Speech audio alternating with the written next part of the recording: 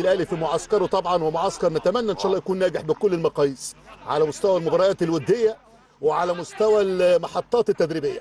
تمشي على طول الكره ثانيه سريعه لصالح الاهلي عن طريق طاهر، يلعب لهاني، انطلاقه لطاهر، محاوله العرضيه ثاني ممتازه، يحاول يعدي، ادي الانطلاقه مره اخرى ثاني على طول لصالح فريق النادي الاهلي. الكرات العرضيه ملعوبه خطيره ممتازه، فرصه هدف اول. الهدف الاول لصالح النادي الاهلي. يتقدم الاهلي عن طريق محمد شريف، ماكينه اهداف، لعيب كبير طبعا محمد شريف. ادي محمد شريف نجم من النجوم الكبيره جدا. صفقه الانتقال الحر انتهاء عقده مع فريق الخليج السعودي، ياتي طبعا الى الحبيب الكبير طبعا هو النادي الاهلي. ادي محمد شريف يعول عليه النادي الاهلي طبعا بعد اسامه ابو علي ووجود جراد شار. هنشوف الشريف، لكن شوف العرضيه ملعوبه حلوه قوي جميله من طاهر محمد طاهر، وعلى طول بالاحساس العالي يحط الكرة بوجه القدم اليساري بالنسبه لمحمد شريف، ويسجل اول هدف اللقاء لصالح النادي الاهلي. اذا محمد شريف يقص شريط الاهداف في اول تجارب الاهلي الوديه في المعسكر هنا في تونس. يتقدم محمد شريف باول اداء في المباراه. 8-9 دقائق اولى، اتعملت الكرة حلوه قوي من طاهر، وادي على يحاول يحضر كريم فؤاد، ترجع على طول لصالح النادي الاهلي. الاهلي عنده مجموعه شباب كمان ممتازين الحقيقه، مجموعه اسماء شباب ممكن يبقى ليهم مستقبل كبير جدا وتواجد في الفتره اللي جايه، والمكان مفتوح من اول خط المرمى لحد الثلث الامامي للثلث الامامي. اللي هيثبت نفسه هيكون موجود وحاضر مع التشكيله الاساسيه.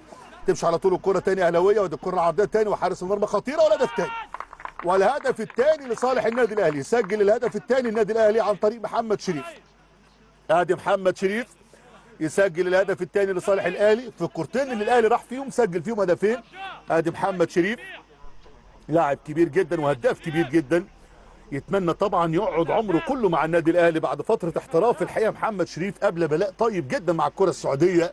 ادي على طول محمد شريف والهدف الثاني. شوف تحرك بدون كوره هنا على طول، ودي حارس المرمى كان ممكن ياخدها بايديه الاثنين، لكن خدها بايد واحده هنا على طول عاطف تخيلي. وده الاحساس بقى العالي بمكانه هنا بالنسبه للاعب محمد شريف. يسجل الهدف الثاني لصالح النادي الاهلي. اذا محمد شريف يسجل. وبعد الايام الجميله اللي قضاها اسامه ابو علي وعلاقه الحب اللي كانت متبادله من طرفين جمهور الاهلي واسامه ابو علي، لكن هي دي حال الدنيا. اصبح محمد شريف الان العين عليه، واصبح جراد شار هو الاخر، وطاهر محمد طاهر وباقي الرفاق حسين الشحات وما شابه. كل دوت مع بن شرقي ومجموعه الاسماء خطيره جدا اهلاويه. والهدف الثالث، الهدف الثالث لصالح النادي الاهلي. يسجل الاهلي عن طريق بن شرقي. عاد اللاعب بن شرقي يسجل هدف ثالث فريق الاهلي بدون تعب في 35 دقيقه لعب، بمعدل كل 10 11 12 دقيقه هدف. يسجل الاهلي ثالث اهدافه في مرمى الملعب التونسي. الاهلي هيلعب اللقاء القادم امام البنزرتي. الاهلي يتقدم عن طريق بن شرقي بعد ما خرج محمد شريف.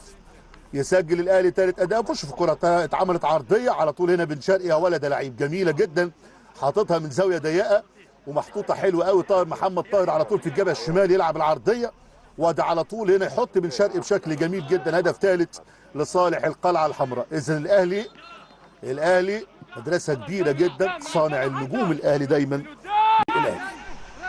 رمي التماس، معسكر ناجح بكل المقاييس. اختيار المكان كان موفق جدا. شفنا انديه كثيره جدا حتى على مستوى اوروبا، انديه بتاتي الى هذه المدينه الجميله التونسيه الخضراء وبتعسكر هنا في الشمال التونسي، اقصى الشمال التونسي على البحر الابيض المتوسط وعلى حدود الجزائريه. يتواجد الاهلي في معسكره الجميل. تمشي على طول الكره الثانيه عن طريق تريزيجيه. تريزيجيه بوجه القدم الخارجي جميل. فرصه الهدف الرابع. الله، الهدف الرابع، الهدف الرابع لصالح النادي الاهلي. محمد عبد الله يسجل. محمد عبد الله، ادي محمد عبد الله اللي بقول لحضراتكم عليه واحد من الاوراق الجميله الجديده مع النادي الاهلي. 2005 محمد عبد الله، اسماء ممتازه ممتازه.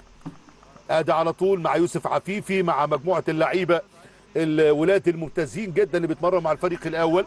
في يوسف عفيفي في الاهلي لاعب من اللعيبه الواعده جدا برضه، وادي محمد عبد الله. كل دول مجموعه شباب ممتازه بالنسبه للنادي الاهلي.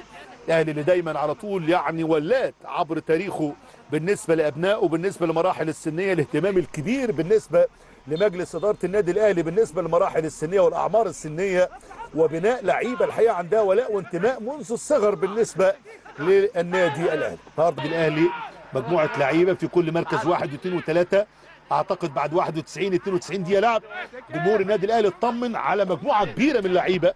شفنا محمد شريف طبعا واللي هيبقى عليه دور كبير جدا وهيتحط في مقارنه بشكل او باخر دايما مع وسام ابو علي وجرادي شهر. طبعا مين فيهم اللي هيكون حامل عرين الثلث الامامي بالنسبه للنادي الاهلي؟ هل يكون في اسماء اخرى جديده بالنسبه للاهلي؟ هل كوكا واحد منهم؟ انطلاق على طول تاني، محاوله تصويبه خطيره يا سلام الشناوي والهدف. الهدف الاول لصالح الملعب التونسي، يسجل الملعب التونسي اول هدف اللقاء في مرمى الشناوي في الدقيقه الثانيه بالوقت المحتسب كبديل الوقت الضايع على شوط المباراه الثاني. يسجل الملعب التونسي هدفه الاول، لاعب خطير جدا اللاعب خليل عياري، ولد هيكون مكسب كبير جدا وهيكون ليه دور كبير مع الملعب التونسي. ولد من اللعيبه اللي هتتخطف في الحقيقه الفتره اللي جايه، ده لعيب كبير، ده لعيب كبير جدا خليل العياري. مكسب ولد صغير بتتكلم في 17 18 سنه، حاجه يعني حاجه فخمه جدا جدا.